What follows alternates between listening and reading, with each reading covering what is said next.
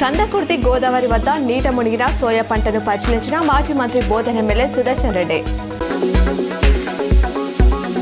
బాల్కొండ మండలం కిసాన్ నగర్లోని ఉన్నత పాఠశాలలో బుధవారం బాల్కొండ లయన్స్ క్లబ్ ఆధ్వర్యంలో విద్యార్థులకు పౌష్టిక పానీయాలు పంపిణీ చేశారు.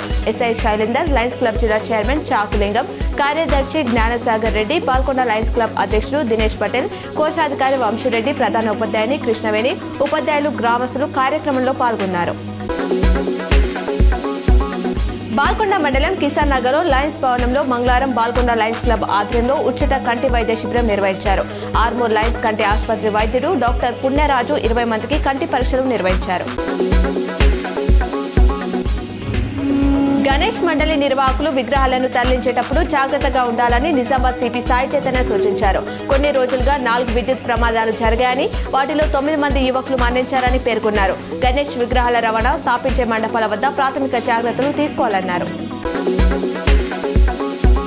ప్రజలు ఆర్టీసీ సేవలు వినియోగించుకోవాలని ఆర్మూర్ డిపో మేనేజర్ రవికుమార్ కోరారు. బాల్కొండ మండలం కిసాన్ నగర్ లో మంగళవారం జరిగిన ప్రయాణికుల సదస్సులో ఆయన మాట్లాడారు. కిసాన్ నగర్ లోని 2 బస్టాండ్లో అన్ని డిపోలకు చెందిన బస్సులు ఆపుతున్నట్లు ఆయన చెప్పారు.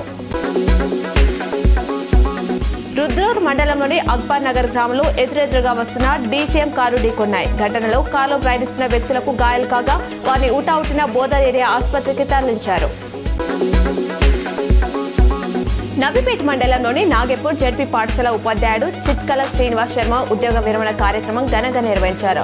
పలువురు వక్తలు హాజరై మాట్లాడుతూ చిత్కల శ్రీనివాస శర్మ అంకితభావంతో పనిచేసి విద్యార్థులు కోసం ఎంతగానో కృషి చేశాడన్నారు.